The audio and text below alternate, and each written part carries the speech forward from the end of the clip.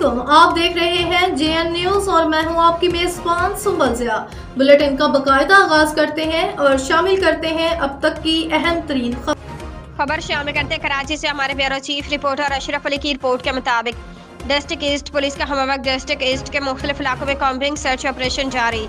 Search operation 3 टीमों पर मुश्तमिल है, जिसकी निगरानी sub divisional STPO Gulshan, new town, Mahmudabad, Jamshed quarters, Bahadurabad, Firozabad, Sachal और सोहराब गोट कर रहे हैं। सर्च ऑपरेशन थाना PIB कॉलोनी, टीपू सुल्तान और मुबैना टाउन के इलाकों में किया जा रहा है। सर्च ऑपरेशन SSP ईस्ट की हिदायत पर जराम पेशा नासिर गैर कानूनी तौर पर रहाइश पजीर और मंशियात फरोशों के खिलाफ किए जा रहे हैं।